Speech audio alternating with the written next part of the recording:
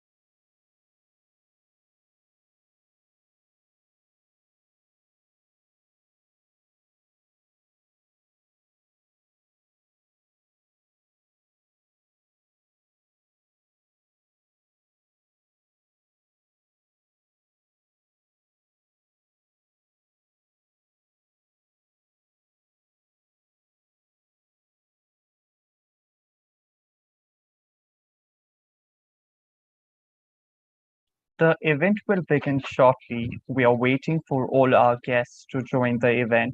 Thank you for your patience.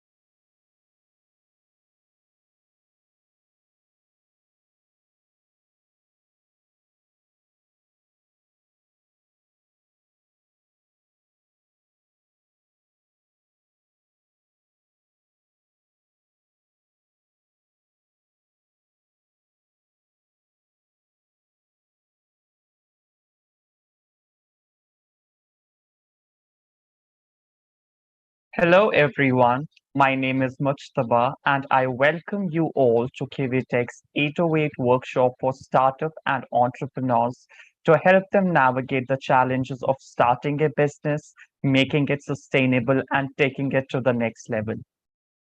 Today, we have a mentor session on positioning your business for a global strategic exit by Kempten Schwab, Managing Director, STS Capital Partners. I'm super excited to introduce KiwiTech. We are an innovation ecosystem that's home to 500 plus portfolio startups and 300 plus mentors committed to supporting innovators globally. We team up with early to late stage startups to help them navigate through challenges and reach their next growth stage. Our startup program provides entrepreneurs with 360-degree support in terms of technology, fundraising, mentorship, and go-to-market strategy. Our founders have a successful entrepreneurial track record, having exited a publishing service company in 2012 after scaling it to over 5,000 employees globally. We have recently introduced a referral program at KiwiTech. This program rewards anyone who contributes to fruitful introductions to our company. Over the years, we have built this robust ecosystem of startups with the help of your trust and subsequent referrals. We realize it's time we give due credit to this trust through our referral program incentives. So if you know someone looking for tech development support to scale, join our referral program and follow the mentioned steps shown on your screen, or visit our website www.kvtech.com/referral-program to learn more. Contribute to our growth journey and earn incentives for your trust in us. Without further ado, I would now like to invite Kempten Schwab, Managing Director, STS Capital Partners. The screen is all yours. Thank you very much. I really appreciate all of my friends at KiwiTech for having me today. It's It's going to be a fun conversation. To do it virtually is a bit of a challenge. I'd love to do it in a live room so we could have more interaction and make it more conversational. But I'll present some information, open the floor for dialogue towards the end, and we'll hopefully have a chuckle along the way. My name is Kempten. I do work with an organization by the name of STS Capital Partners. We specialize in helping the owner entrepreneur at the very end of their journey, which is how to actually monetize their equity through a strategic exit on a global stage. My contact information is before you. I open myself up at any point in time to respond to emails or telephone calls, and would be happy to answer any questions you may have independently after the presentation. I'm thankful for Kiwi Tech for having us here today, and we're going to have some fun, as I said, along the way. So please advance the slide.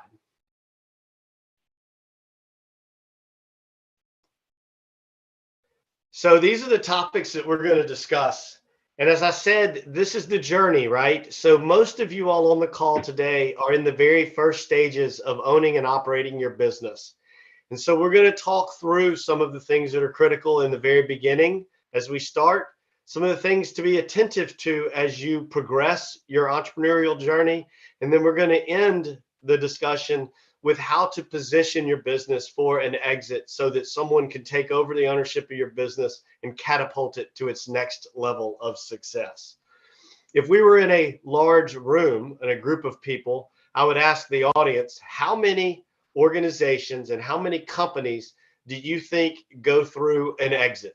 And having done this many times, I get a variety of answers. They can range from, 25% or 50%. And the reality, the actual answer to that is everyone does. It's 100% of businesses that start will go through an exit. Now, the question is, whether or not that exit is actually strategically handled and managed and proactively led, or whether it's reactive. Reactive things are things like bankruptcy, failing of the business.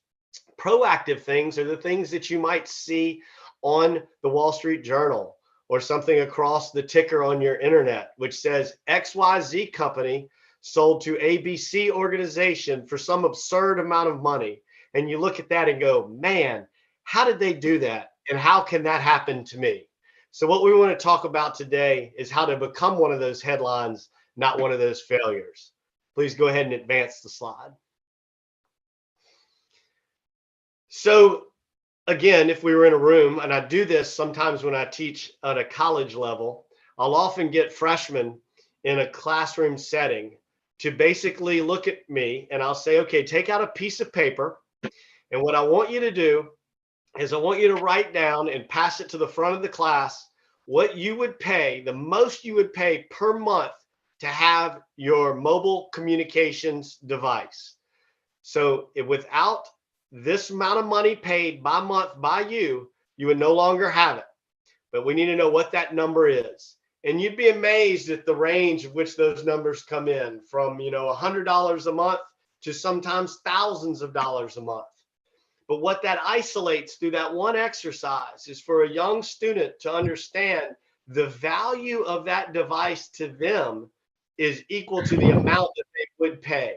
And that is the value delivered by that technical solution in their hands. Now, no one is thinking about the cost to actually manufacture that phone, the cost to distribute that phone, the cost to have service or applications on the phone at that time. They're only thinking about the value. So as you launch your businesses, I would advise every entrepreneur to not just think about the cost of the services and products that you offer and what it takes for you to deliver them, but be thinking about looking at those services and products from the lens of your customer and understand deeply the value that you provide to them and what it is worth in their eyes. So when you can combine the cost and the value and assure that the costs are lower than the value, then you can do that where you provide a solution, products or services with passion is something with which you hold near and dear to your heart. You will survive on your first stages of your entrepreneurial journey. So it's important as you launch and as you are getting started that you think about this value versus cost equation. And after you have thought through the passion that you have and how you're going to prosper, a lot of people talk about marketing their business or presenting their business, and they think about what people would refer to as the sexy areas of marketing, whether that is advertising, public relations, web presence, how I'm going to communicate my message. But the real work to do is the ugly marketing. It's not attractive. It's heavy lifting, but very valuable. And that is the strategic marketing of your business. And that is understanding the market that you are going to service and layering that market on top of the value versus cost equation you've already identified to ensure that there is enough of a market available that can generate revenues for you when you deliver your products and services to them, and you quantify that. So if you can imagine starting on the mobile phone solution, how many people in the United States buy mobile phones? What is the average amount of money they pay per phone? You're starting to get some quantitative marketing statistics on the market you're attempting to serve. That's important to layer on top of your passion and your value versus cost equation so that you can succeed. Advance the deck, please.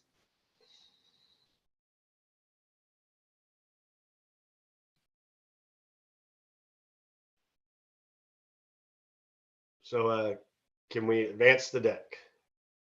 If I could do it, I would.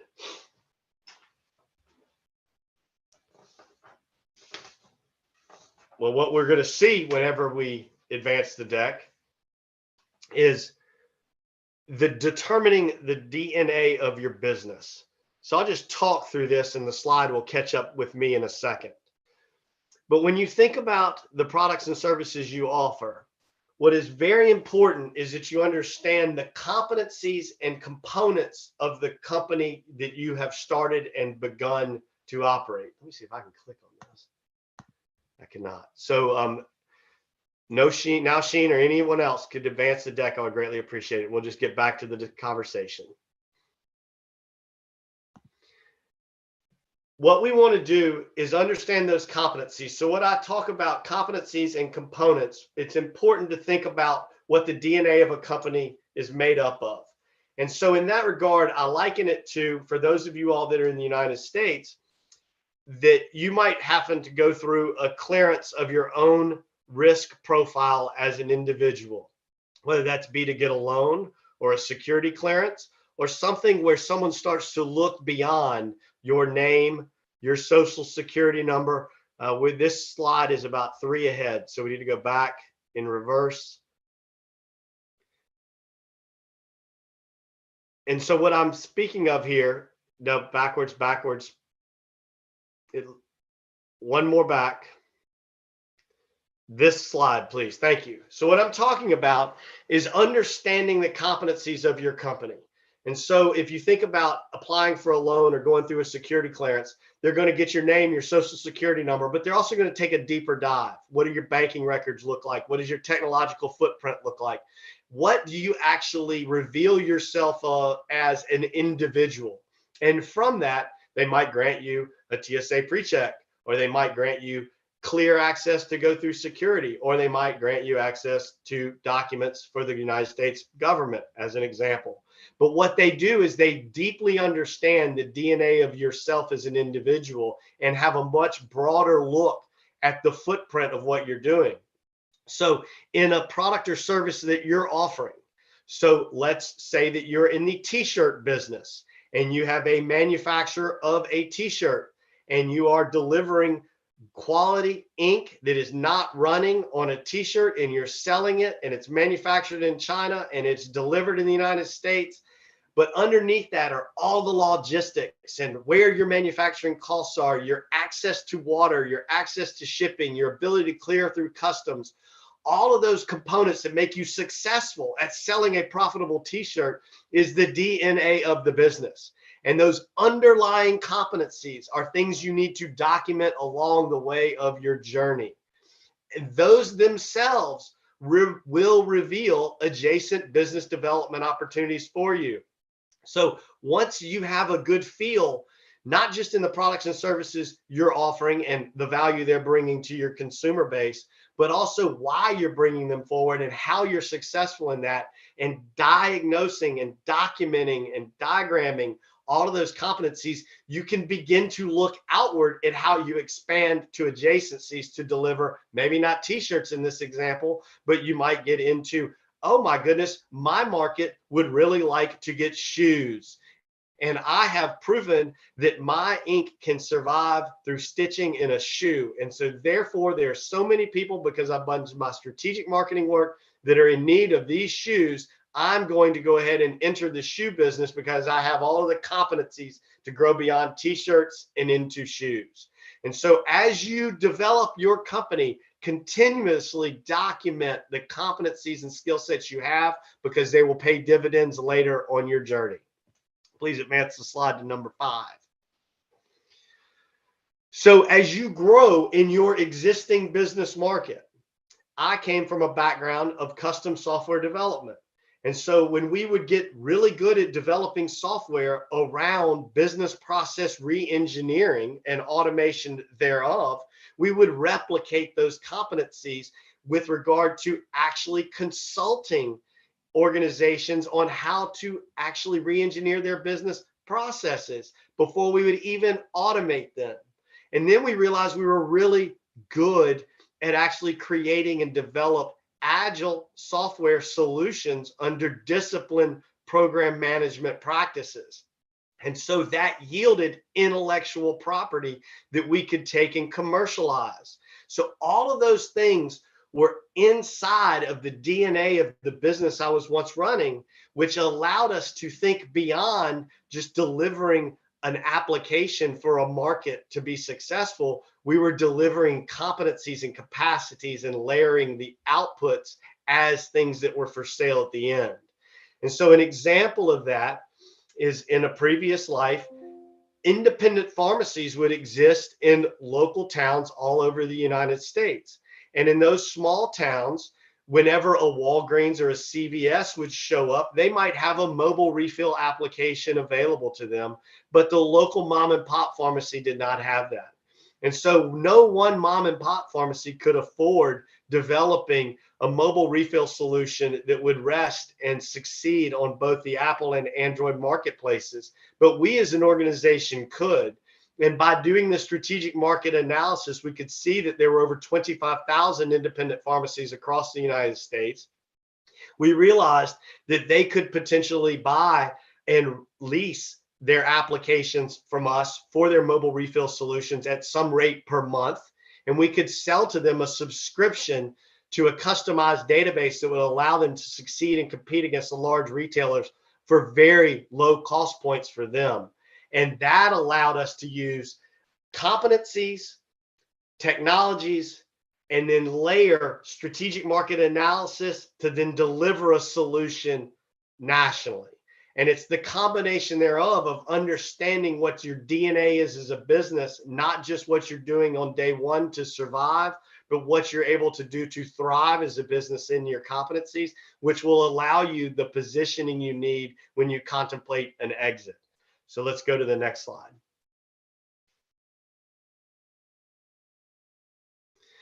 So now that you have a functioning, living, breathing company, you begin to think about this business and looking at it through the buyer's eyes versus your own eyes.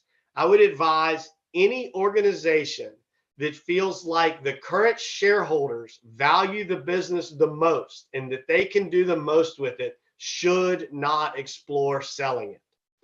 The real art is to understand, what can your business look like inside of a different organization?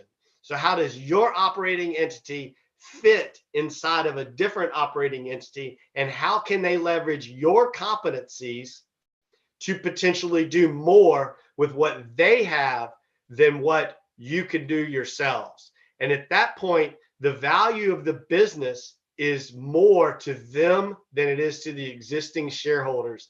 And that is the thesis that you want to begin to build so that you can craft proactively your exit.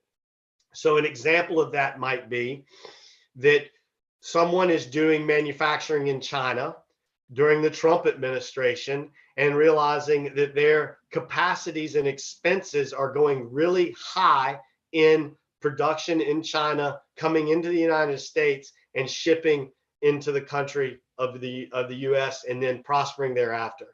However, another organization might have manufacturing footprint in Mexico, might be a party to the maquiladora program, which allows them to ship unencumbered into the United States without all of the penalties that are there.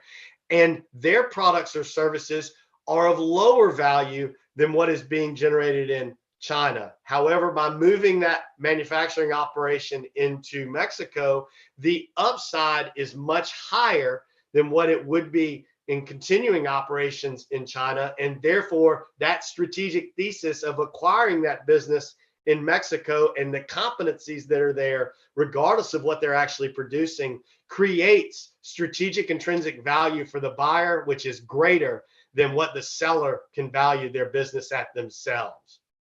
And when you can do that and understand the pro forma of the buyer, i.e., the integrated value thesis of extrapolating what you're doing into their operation and how they're going to generate revenue as well as margin in the future beyond what you could do yourself, that is what ultimately yields an exit that makes the headlines that have your heads turning going, how do I do that? It is the integrated value thesis that is generated off of the competencies that you all have built as your operating company on top of the value versus cost equation that you've already solved in a place in which you have passion. And when you can take that journey proactively to the end and hand your business off to a strategic operator, your exit will be far greater than the continued monetization of the performance of your company in your own ownership. So with that, I will stop and ask the audience for questions and apologize for the glitches in the first couple of slides.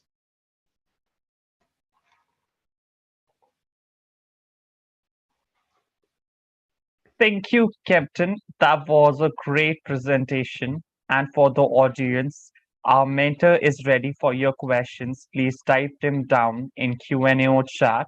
Let's give them 30 seconds to do so.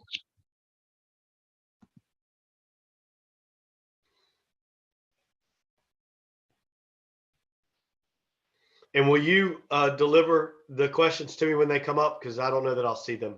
Right. I'll be Okay. asking those. Yeah. Thank you.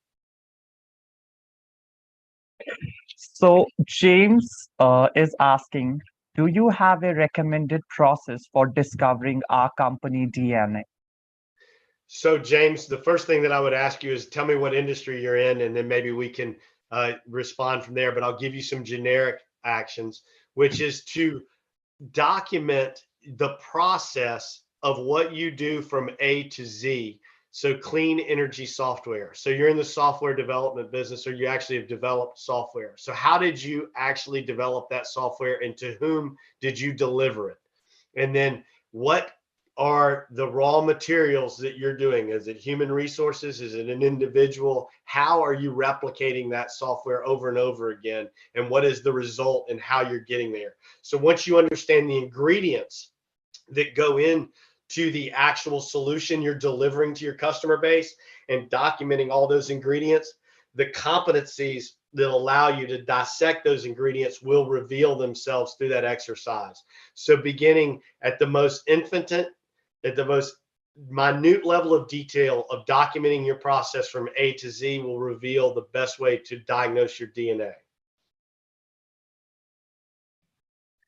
Thank you for answering that. We have our next question from Bobby, who wants to understand, how do you strategically utilize brand building in licensing or exiting?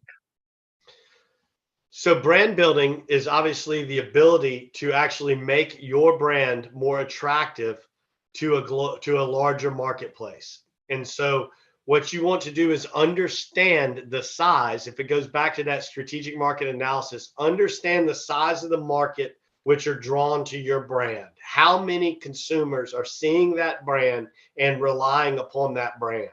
And so by identifying the total number of addressable eyes that you have that get excited about your brand, you begin to then see inside of that total population what commonalities exist in their behavior patterns for purchase. And then making sure that your brand reinforces those commonalities over and over again, which will allow you to extrapolate and build a broader brand and strengthen it within that population base you're already serving. I hope it has answered Bobby's question.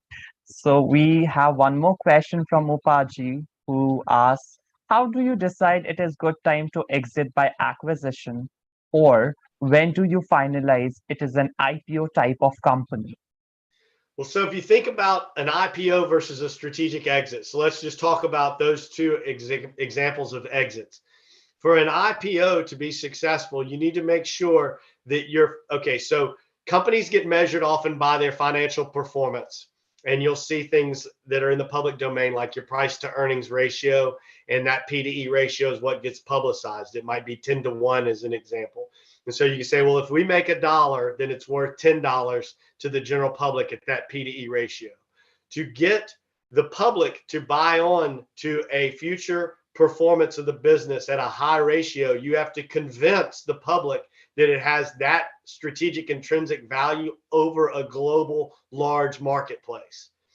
To deliver a strategic exit, you just have to convince that of one buyer, the one entity that is going to acquire your competencies, integrate it into their operation, and they get all of the proceeds. So it is often a more narrowed focus to actually sell strategically than it is to go to an IPO.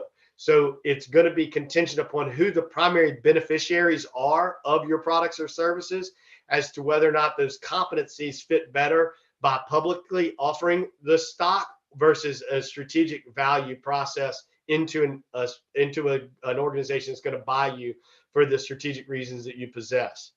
When to do it? Proactive, not reactive.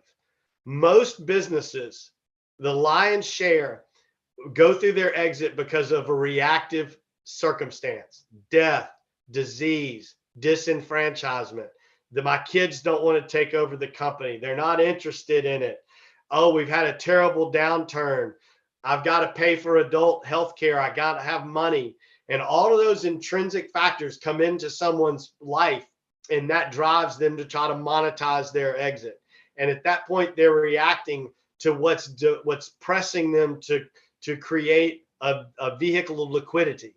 And what you want to do is be thinking about proactively, how am I positioning my company?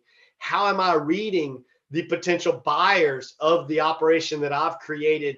And when is the right time for them to catapult what I've done inside of their operation, and then proactively facilitate that exit into their hands, not wait for something to happen in your operation to end up in their hands. Thank you for answering all the parts of that question. Bobby has another question where he asks, if you have proven sales around 1 million, but have been completely underfunded with little to no marketing dollars, how do you convince a larger partner to take a risk on marketing and distribution? Does great press help? What else?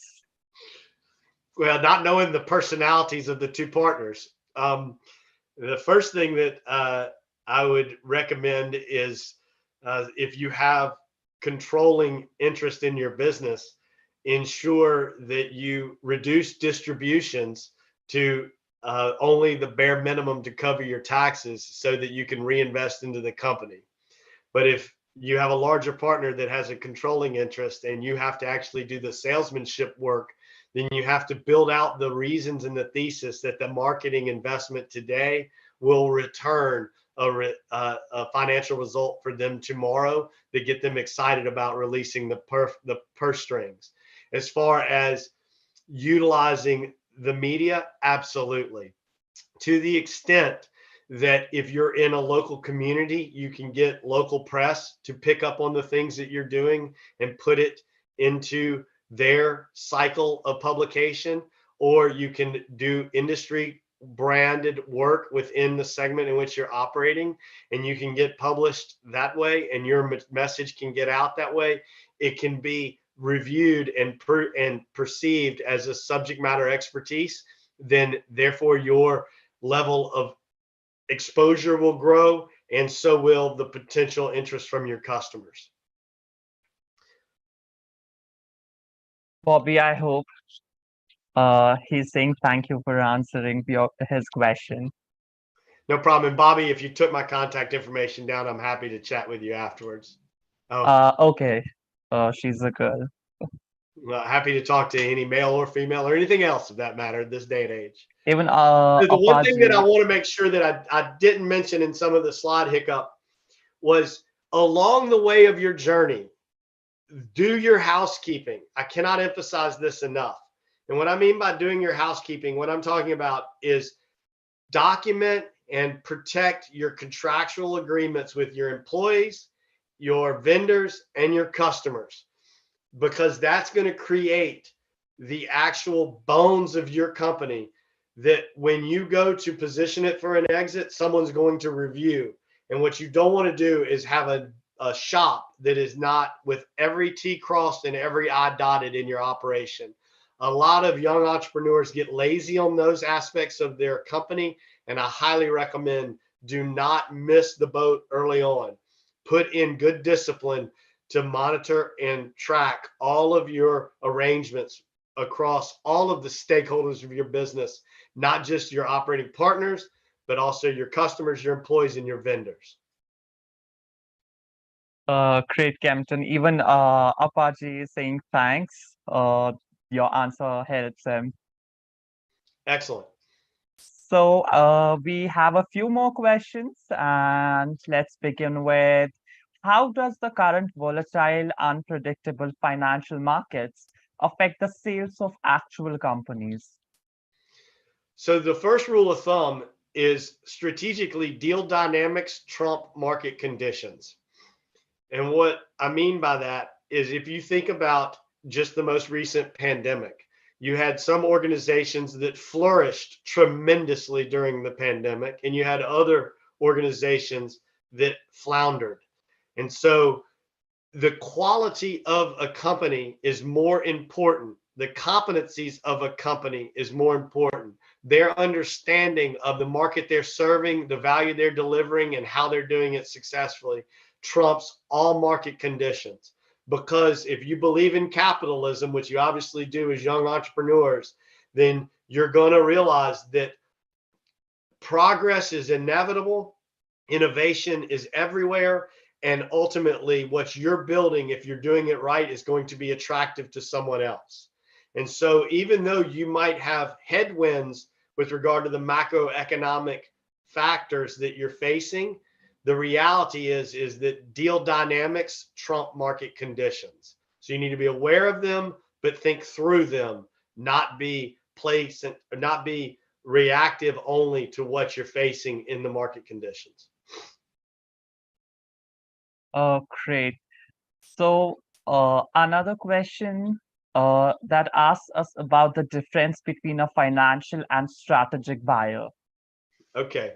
So a lot of people think about when they see transactions in the general public, they'll see that a company sold for some multiple of EBITDA being earnings before depreciation, income tax, and amortization. And so a multiple of that is obviously just the financial metric of that company. So someone that has $1 million in EBITDA that sells for $7 million sold at a 7 million multiple.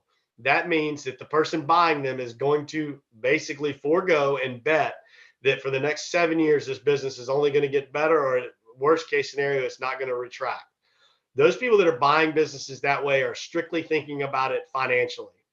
And in that situation, you want to avoid those because quite honestly, you're a financial operator as your own stakeholder and your own shareholder. So whatever you can do to influence the company today is the maximum amount of financial return you can get for it. And so you are a financial buyer of your own company every day that you continue to operate. The key is, as I said, that integrated thesis of taking that business that's making $1 million a year. And when you put it into another organization, that $1 million goes into, let's just pretend it goes into 7 million in 1 year, and they buy it for $14 million. To them, they have a 2-year return, but to you, you got a 14-year payout.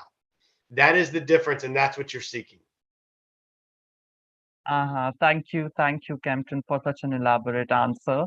The next question is actually a follow-up question on the previous one, which asks, is there any way a private equity company acts like a strategic buyer? Of course. So private equity businesses are where organizations obviously are using private monies to prosper by investing in business portfolios. And so whenever you have a solution that can be extrapolated across an entire portfolio of private equity investments in one fell swoop, then you can have a strategic outcome.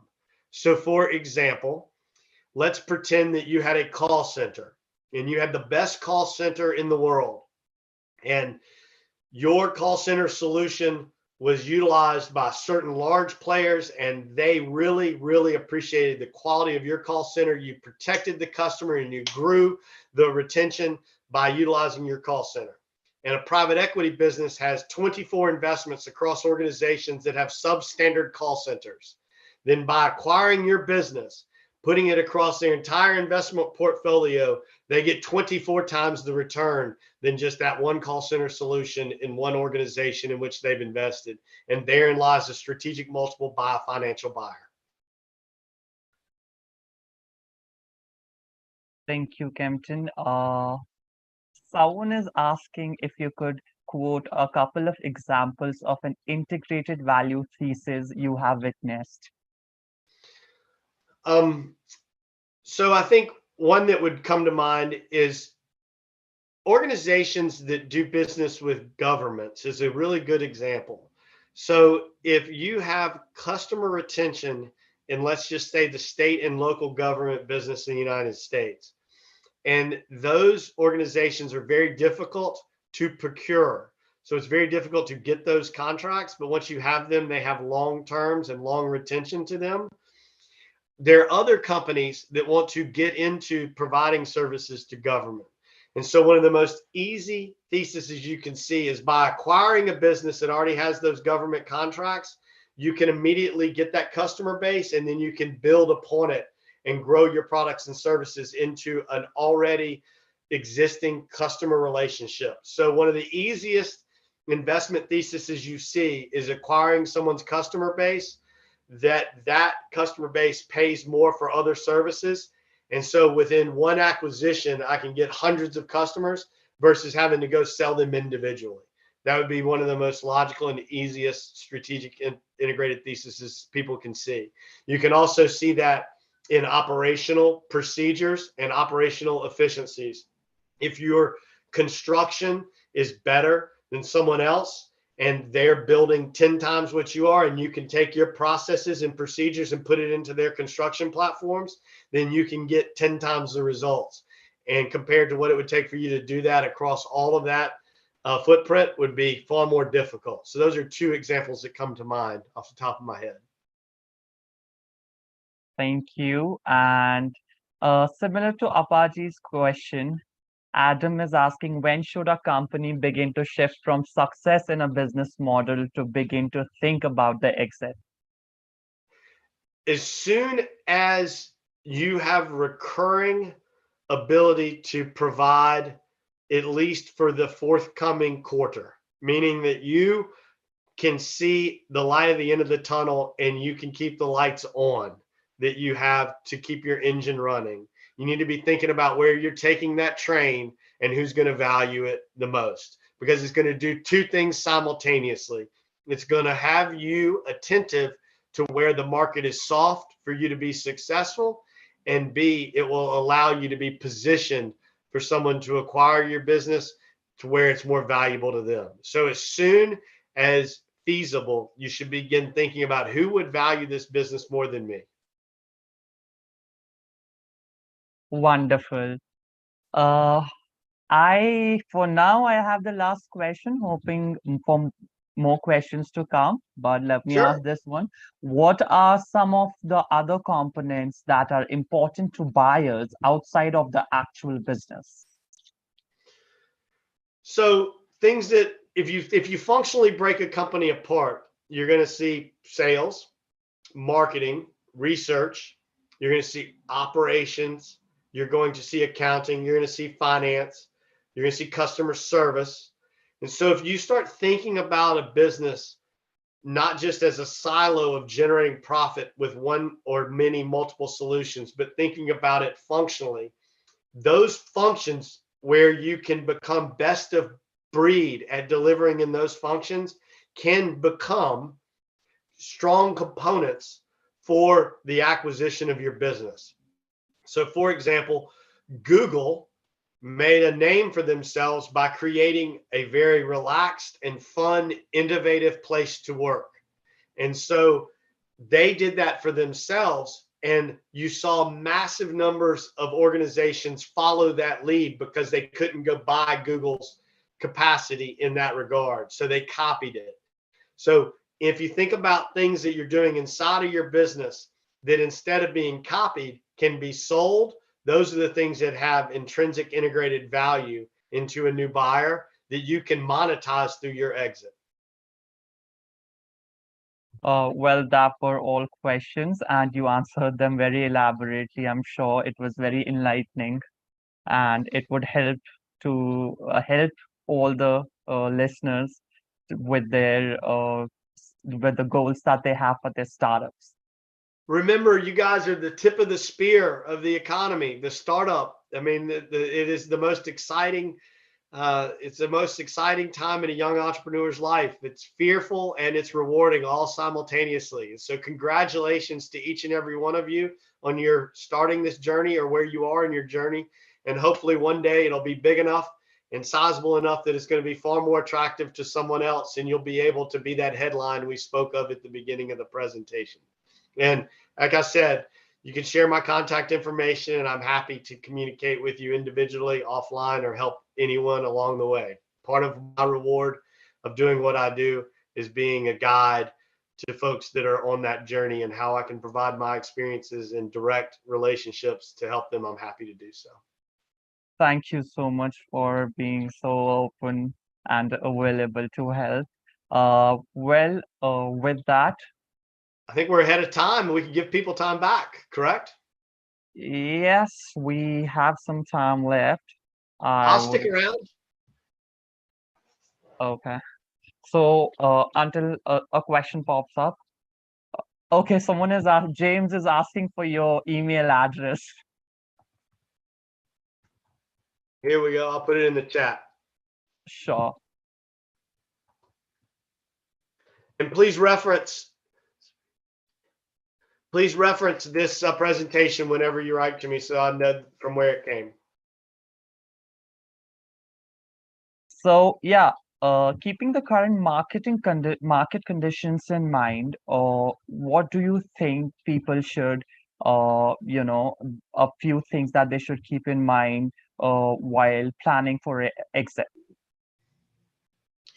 Well, I think if it goes back to what we talked about earlier, really documenting your process, procedures, competencies, and components of your business, and doing them in such a way that it anonymizes and can be applied elsewhere. I would advise any owner. It's a morbid exercise, but it's a really good exercise, and you can do it for yourself and you can do it for your business. And the exercise I used to have with my business partners a file, and we jokingly, I mean, it's a little morbid, like I said, we jokingly called the hit by the bus file, so that if I didn't come into my office and I was no longer there, there is a file that you can open, which will give you an instruction manual to do my job. And you can go hire someone of the capacity that I have as an individual leader, and quickly they can follow the instruction manual and they can succeed at some level in what I was doing before I got hit by the bus. So not only should you have that for you as an owner entrepreneur, for yourself and for your shareholders and for your families, you ought to have that on your business itself. And so your operations procedures manual, how you're doing what you're doing, documenting it fully, and then thinking about it in a generic way and where else it can apply is critical while we're in a dynamic market condition to track what you're doing and continuously improve upon it. The day that you finish documenting that is the day you start rewriting it, because it should always be a continuous process and project upon which you're working. It's an iterative process that never ends, both in what you do as an individual and what your organization does. And then always be reflective on where else you could apply those skill sets and competencies to find success, and do it in such a way, as I said earlier, by analyzing the markets and understanding how much opportunities there that is yet to be fulfilled. Okay. And I would be really interested to know that what type of mistakes do you usually see startups making who are planning for exit? They overvalue the business themselves and they get emotionally tied to it. That is the number one. And the second thing is they see their neighbor or they see a peer that goes through an exit and they think they can do that, and they don't understand how it actually happened. And all they see is the headlines and they don't understand the deal terms. And the headlines always look good. The deal terms may not be so good. And so people start to count their chickens before they hatch, to use an old colloquialism. People begin to think and they get outside of operating their company successfully and they start thinking about the exit before they should. I tell every owner that is going through the process, you need to act as if this transaction will never conclude, because anything that happens only happens at the very end, and you need to operate the business as if it's not for sale every day that you have it. Uh-huh. So we have another question from James. I think it's his first question other than asking your email address. So he's Sure. asking, is our last fundraising valuation relevant to a potential buyer? No. And I will say that and give you a little bit of an elaboration. Every buyer is going to analyze it for themselves. What you're putting forward whenever you think about raising money is you're putting a valuation for an investor. That is for that investor. It might give you some order of magnitude that someone might personally put money into it, but it is not taking into consideration what that organization that would acquire it would do with it. And so they're going to look at that with a grain of salt, and they're going to always be thinking about, why would I buy this? What does it mean to my shareholders? And how can I extrapolate maximum value for it? And that will be the value they put on it. I hope that answers your question, James. Bobby is back with another interesting question. Kempten, do you have resources, or can you point people in the right direction to help a startup find the right larger companies, executives to speak about licensing or exiting to them? Licensing or what? Exiting. Well, I would gladly talk about exiting, because that's what I do. As far as licensing, I know a couple of people. If you just write to me offline, I'll connect you to some folks that are in the licensing business. Right. So, Bobby, Kempten has mentioned his email address on the chat. You may reach out to him there and give the reference of this presentation. Yes, absolutely. And with so much experience in exiting, what do you think is the most challenging part to be cracked while planning for something like that? A couple things that are really challenging. One is authentic understanding of the owner's desires of the existing company. What I mean by that is, do you really, and are you emotionally ready to sell your company? That is the first part of any relationship that I have, is almost therapeutic in nature, which is, let's understand why you're doing this, and we have to get to the root cause of your desire for the transaction and why it's the right time, and really having that transparent discussion about why that is and making it make sense is often difficult. And in any instance where there are multiple shareholders, getting them to align themselves is the next most difficult thing to do. Is because if you and I are in business together and I think the company's worth $50 million and you think it's worth $5 million, and we get an offer for 25, What are we going to do? We're not aligned. And so getting to the emotional components associated with going through letting go of something you poured your blood, sweat, and tears to, and understanding why it's the right time to do it, and then alignment amongst shareholders is often very difficult when you begin the exit process. The business will take care of itself, and quickly you can see what the competencies are and who would value it the most, and you can pretty much get there through logic, but it's very difficult to get through the emotional part logically. So what is that one thought that founders should constantly keep in mind while going through different stages of exit that they should stick to and not forget? Operate the company as if you're not selling it. Wake up in the morning and do what you've got to do that's in the best interest of the business today. And if the transaction occurs, great. But the failure occurs when people start thinking they've sold their business before it's actually happened. And then they have disenfranchised themselves with the company, and the quality of the organization will go down, which got them into the position for an exit in the first place. Okay. I hope we have all answered all the questions that we received. That would be it for today's session. If anyone has any more questions, you can reach out to Kempten on his email, and he would be happy to reply, well, given that you give him the reference of this presentation. Absolutely. Happy to help or Right. point you in the direction of anyone that I know that can help you. I appreciate the time, guys. You know, it's a fun world to live in, and congratulations again. There's no 2 days are the same whenever you're owning and operating a company. Right. So like Kempten said, while you're doing everything that you're doing for your startup, don't forget to have some fun. Oh, Bobby is saying you're awesome. Really appreciated this. Thanks. I agree. Kempten is Well, just thank you. more than awesome.